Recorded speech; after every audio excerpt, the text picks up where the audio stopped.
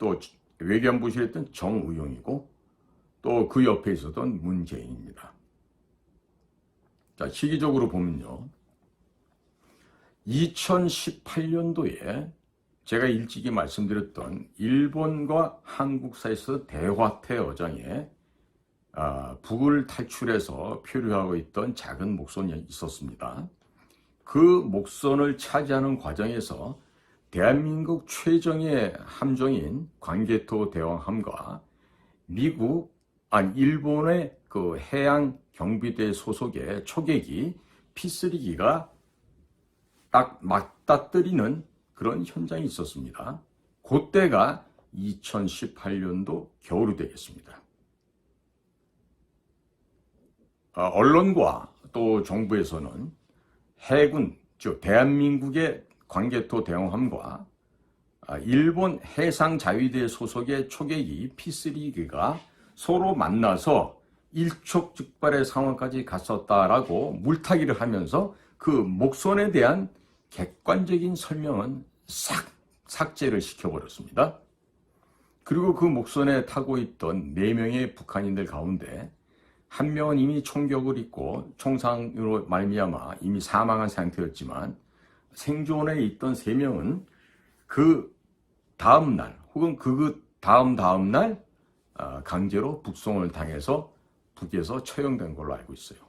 자, 그러면 그때 여기서 목선에 탑승하고 있었던 그 사람들이 다름 아닌 북의 호위사령부 소속의 군관들이었고, 그들은 그들의 내부적인 여러 그 비밀스러운 활동들이 발각되고 수사를 받고 추적을 당한 속에서 부득이하게 북한 영내를 탈출해서 제3국으로 갈 수밖에 없었던 운명이었어요. 그러나 대한민국이 그들을 과거와 같으면 충분히 받아줄 수 있음에도 불구하고 대한민국을 선택하지 못한 것은 대한민국으로 우리가 귀순하였을 경우에 반드시 북으로 강제 된다는 것을, 즉 강제 북송당할 수 있다는 것을 이미 인지하고 있었기 때문에 일본을 향해서 갔던 것이죠. 이 고장에서 드러나는 그 이면에 아주 매우 심각한 얘기는 뭐냐면 평양의 가장 권위 있는 자로부터의 지시와 통제를 통해서 대한민국 정부에 명령을 하다라는 것을 북한 내부에서 즉각적으로 결정을 한 것으로 평가됩니다. 따라서 김정은의 친여동생이자 평양의 서기실에 총책을 하고 있는 김여정이가 직접적으로 직통전화를 이용해서 정의용 안보실장을 찾았고, 그리고 정의용은 긴급 명령을 해서 국가정보원과 해군, 동해안사령부쯤 되겠죠. 그 관련된 모든 분야에 아주 매우 급박하게 명령 지시를 내림으로 인해서 대한민국 해군과 해양경찰청 소속의 그 경비선이 출동을 하고 급기야는 일본의 순시선에 의해서 일본 쪽으로 구인돼서 안내받고 가고 있던 그 목선을 다시 강탈하듯이 빼앗아서 우리나라 영내로 데리고 왔고, 또 그 다음 날인가 그 다음 날 강제로 그 사람들을 배와 함께 북송시켰다는 겁니다. 여기서 볼 때 2018년도에서 2019년도로 넘어오면서 북에서는 다음과 같은 지시를 내렸을 것으로 보여집니다. 남조선의 국가정보원은 동무들의 열렬한 사상투쟁과 자비판을 통해서 어느 정도 말끔하게 제거됐다고 판단하고 있습니다. 그리고 문재인 동무의 적극적인 참여와 지시로 국군 방첩기관의 그 악랄한 반동 세력인 기무사령부 또한 해체되었습니다. 이제 남은 것은 정보사입니다. 가공할 힘을 갖고 있는 그 정보사 개갓나 새끼들을 아예 그 흔적을 없애버리라. 극하고 그 가운데 가장 뛰어난 아새끼 하나를 표적으로 삼아서 제거시키라. 그로 인해서 정보사의 대북 공작 역량을 완벽하게 와해 소멸시키기 바라. 이런 아주 무법천지의 잔인무도한 명령을 평양의 승냥이들이 직접 청와대로 지령을 하달했던 것으로 보여지고요. 그리고 평양의 지시를 받은 문재인과 정의용, 서훈 이들은 우리 국가정보원, 즉 대한민국 정보부의 그 전신이었던 우리 국군 정보사를 아예 뿌리째 뽑아서 말살시키려고 하는 그 작업의 일환으로 정규필 대령을 간첩으로 내몰고 구속하려고 했던 것으로 평가되고 있습니다. 자, 그러면요. 제가 국민 여러분들께 한번 여쭤볼게요. 왜 문재인과 그 일당들은 우리나라의 안보를 이렇게 무기력하게 파괴하고 우리나라의 국가 체제를 지키고 보위할 이 주요한 기관들을 왜 그토록 적대시했을까요? 왜? 무엇 때문에 문재인은 이토록 북의 지시라 그러면 쩔쩔매면서 왜 대한민국 국민들에 대해서는 그렇게 잔인무도한 짓을 했었을까요? 여러분들, 우리가 범죄 영화도 보신 분들 알겠지만 어떤 한 여인네가 납치를 당해서 그 범죄 집단의 속으로 끌려가지 않습니까? 그럼 거기서 그 집단의 수괴와 육체적인 관계를 맺고 아이도 갖고 하면서 순간순간 얻어맞기도 하지만 그 범죄 집단의 수괴와 일종의 연민 혹은 사랑에 빠지게 됩니다.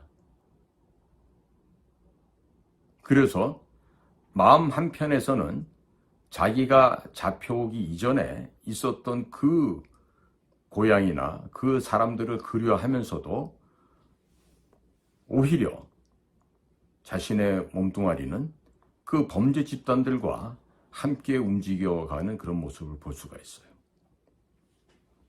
자, 그리고 만일 이제 우리 과거에는 최구람 선생, 조경환, 김상순 이런 분들이 113 수사본부라고 해서 당시 중앙정보부에서 간첩을 검거하는 그 내용을 소재로 해서 아름다운 작품을 만들어서 주말마다 방영한 적이 있었습니다. MBC가 그 당시에는 그렇게 건전한 방송 매체였습니다. 제 기억하기로는 1970년대 초반이었던 걸로 기억납니다. 자, 그렇듯이 지금들의 간첩은요, 과거에 북에서 직파 간첩으로 내려보내듯이 그렇지가 않습니다. 많은 수의 간첩들이 제3국을 경유해서 국적 세탁, 신분 세탁을 통해서 잠입하게 되는데, 그런데 이번에 이 정규필 대령 사건은요, 무슨 북에서 파견된 것도 아니고 북에서 파견된 그 간첩들에 의해서 포섭된 사례도 아니고 아주 애매하게 정규필 대령이 중국에서 지득하고 있었던 그 지인, 중국인하고 관계를 통해서 무슨 금품향을 받았다, 주요한 비밀을 넘겨줬다 이렇게 지금 간첩으로 몰고 가고 있었는데, 이것은 보면요, 참으로 우리가 실소를 금할 수가 없는 상황입니다. 왜냐하면요, 우리의 간첩 수사, 대공 수사라고 했을 때는요, 아주 지능적인 전문 범죄 집단에 대해서 수사를 하는 거기 때문에 어떤 그 뭐 마약, 상해, 강도, 뭐 도둑질 이런 것들의 일반 사범들하고는요 전혀 차원이 다른 수사를 해야 됩니다. 그러면 왜? 무엇 때문에? 국정원이 군사법에 대해서 관할을 갖고 있지도 않음에도 불구하고 이런 그 군사법에 관련된 일을 가지고 국정원에서 직접 담당하려고 나섰던 건가? 그리고 정규필 대령에게 혐의가 있다고 판단한 그 뚜렷한 구체적인 증거가 기무사 출신과 국정원의 이용권이란 두 인간의 진술서 이외에 또 뭐가 있는가? 그러면 이 사람들을, 즉 이용권과 기무사 출신 직원의 진술서가 없었더라면 무엇을 근거로 정규필의 자택을 수색하고 압수수색을 할 수 있었든지 그걸 국정원에서 밝혀야 되는 거 아니겠습니까? 그리고 그 기무사나 국정원이라고 하는 그 이용권이가 언급한 그 진술서가 있어요. 그러면 그 진술서의 진위를 판별할 수 있는 충분하고도 정확한 내사를 진행한 게 있는 건가?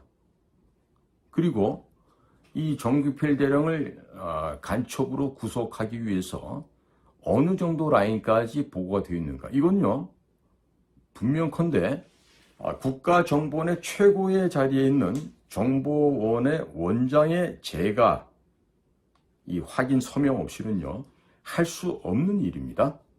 자, 그런데 그들은 그렇게 아주 그냥 의기양양하게 마치 무단 침입자들처럼 가택 수사를 벌려놓고서는 정작에 간첩으로는 기소도 하지 못했어요. 그리고 정규필 대령 집에서 뭐가 발견됐다면서 그 발견됐다는 내용 가지고 견광부회해서 이 정 대령을 간첩으로 몰고 왔는데 그나마도 그거는 정식이 아니라 별건 수사의 항목으로 해가지고 법정에 세우고자 했던 겁니다.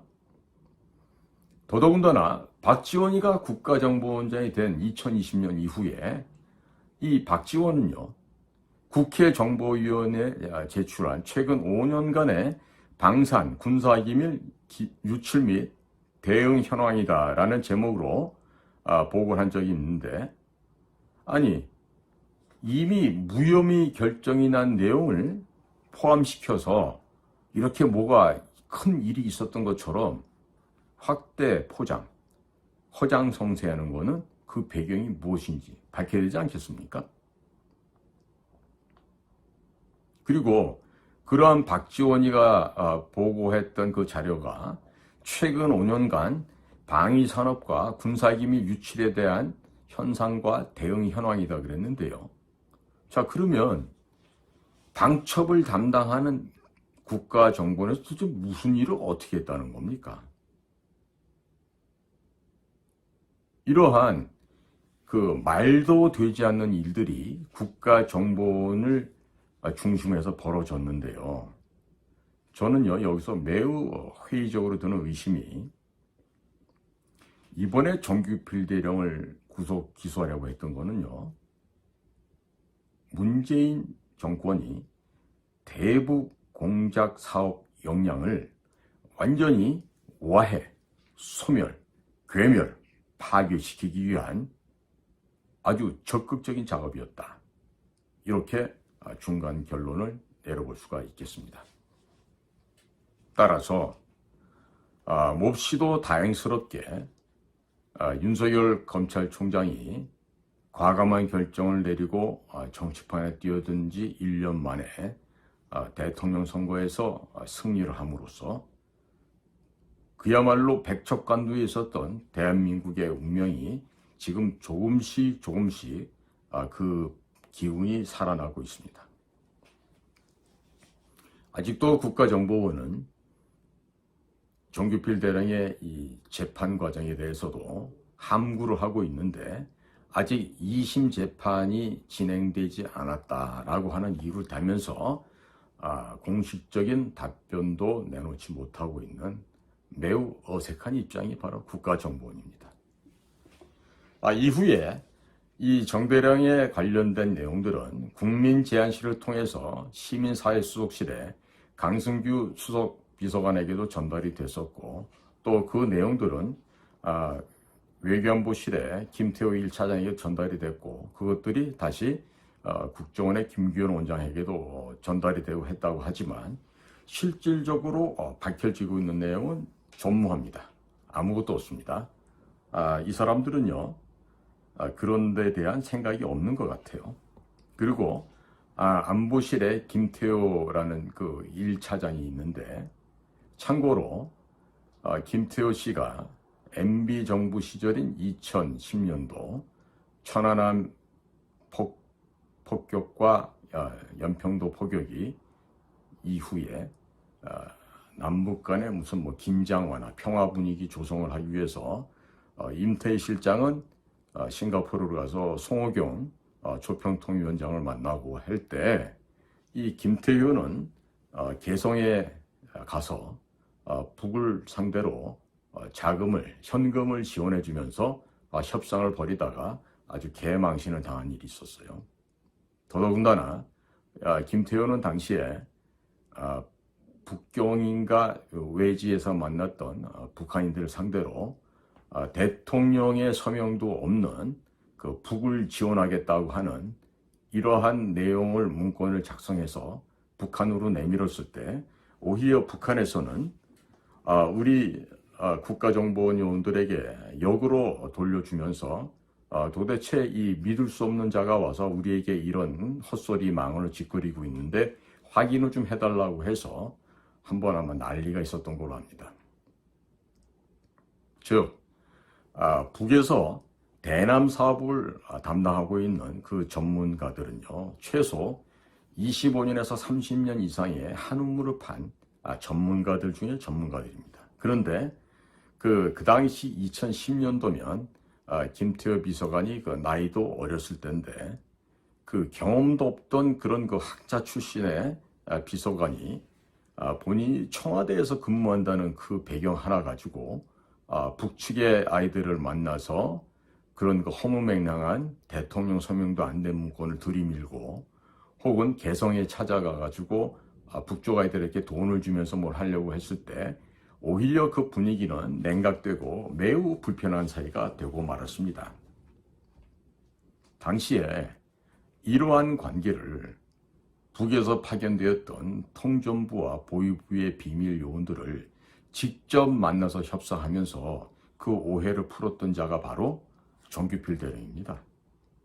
그러나 정규필 대령도 저희 안전기획부의 그 우리 비밀 요원들과 마찬가지로 본인이 그런 일을 했다고 해서 어디 가서 떠버리거나 자랑하거나 할 수도 없지만 그런 것 자체를 하지 않습니다. 왜? 전문가이기 때문에 그렇죠. 우리가 강아지를 키워봐도요, 세고 크고 용감한 우리의 진돗개나 이런 그 사나운 개들은요, 절대로 짖지 않습니다. 여간해서 짖지 않습니다. 하지만 그 주먹만한 조그만 치아와나 그 조그만 그 강아지 종류들은요, 앙앙거리고 많이 짖어요. 왜? 무서우니까 나한테 가까이 오지 말라는 얘기죠. 비유컨대 정규필 대령 같은 경우는 가장 노련한 그 진돗개의 비유가 된다라면은 김태호 비서관은 아주 거기에 미치지 못하는 새끼 강아지 정도 수준도 채 안 됐던 거죠. 그러면 왜 우리의 그 이 비밀 요원들, 공작관들은 그러한 이야기들을 여기저기 다니면서 언론이고 어디고 떠버리지 않을까요? 왜? 하나의 불문율처럼 우리가 공직에서 인지한 그런 내용들을 외부에 가서 말을 안 하는 게 우리들 공작관의 생활화되어 있는 습관이기 때문이기도 합니다. 오늘 제가 이 정보사의 정규필 대령의 이야기를 하면서 아주 긴 시간 이야기를 하게 됐는데요. 이런 말씀 드리는 거는요, 우리가 간첩으로 규정을 하고 간첩으로 잡기 위한 그 명확한 개념을 좀 국민 여러분들께 알려드리고자 오늘 이와 같은 시간을 마련했습니다. 저희가 외환죄에 보면요, 우리가 여적죄라는 게 있습니다. 줄 여자, 적자, 그 다음에 죄입니다.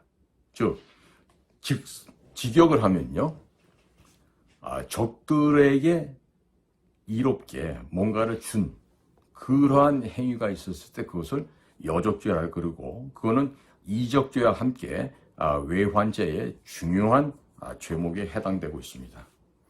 특히나 여적죄는 국민 여러분들이 다 아시겠지만 형법 제93조에 명백하게 기술되어 있습니다.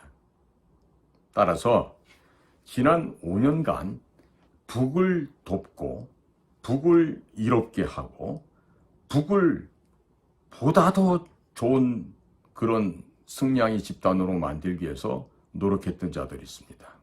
그 대표가 문재인이요, 그와 함께 거짓말과 낭설을 이끌고 다니면서 미국까지 기만하려고 했던 자가 정의용이요, 서훈이란 자고, 이어서 그 설거지를 담당했던 게 박지원인데, 그 주변에는 청와대 안에 있던 NSC 출신들도 아직 많이 남아있고요.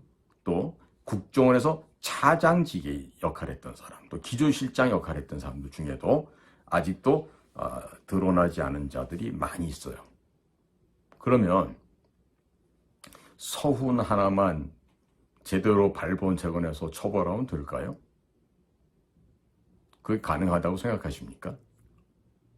오늘 정규필 대령이 간첩으로 억울하게 내몰렸던 이 사안을 말씀을 드렸는데, 우리는 이제는 와서 최근에 벌어지고 있는 히읗 한길회라는 제주도에 발생했던 거, 창원 쪽에 있었던 자유민주 민중전이라고 하는 저 암약하고 있던 간첩 조직들, 전주에 또 다른 여타 지역에서 지금 발견되고 또 이제 체포되어 가고 있어요.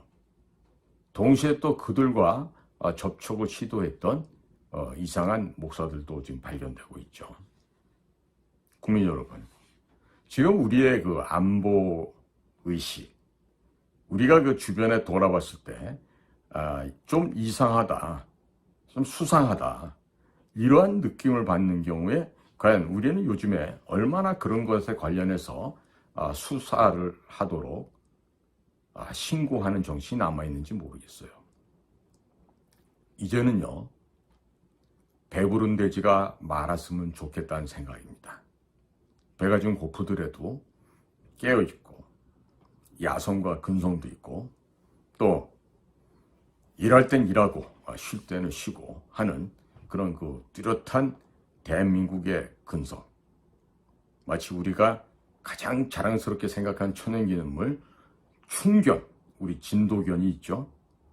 그런 진도에서 그 전문적으로 육성된 우리 진도견처럼 우리들의 이 생각과 바라보는 시각도 보다도 예리하고 또 적확하게 사물을 꿰뚫어 보면서 과연 이 자그마한 우리의 공동체 사회를 어떻게 하면 더 제대로 된, 정말로 품위가 있는 우리의 사회 공동체를 만들 수 있을 것인가, 한 번 더 생각해 볼 수 있는 계기가 되었으면 좋겠습니다. 오늘은 우리나라 국군 정보사령부, 그 가운데서도 대북 공작부대 출신의 전문적인 에이스 공작관 정규필 대령이 수모를 겪고 있는 이야기를 전해드렸습니다. 오늘 제 이야기가 좀 부족하다고 생각하시는 분들은요, 인터넷에서 월간조선 정규필 대령 이렇게만 치셔도 그 내용이 검색될 수 있을 겁니다. 한번들 보시고 얼마나 힘들었을까, 마음속으로나마 우리 정규필 대령을 좀 응원해 주시고 격려해 주시기를 부탁드립니다. 다음번에 기회가 있으면 정규필 대령처럼 그 현역으로 있으면서 핍박받았던 그런 사례들이 또 다른 사례로 해서 월간조선에 보도되고 있는 것들이 있던데 그런 내용들도 국민 여러분께서 이해하기 편하게 쉽게 풀어서 또 설명을 드리도록 하겠습니다. 오늘도 저희 공작관TV 그레이트 게임을 경청해 주셔서 대단히 감사합니다. 건강들 하십시오.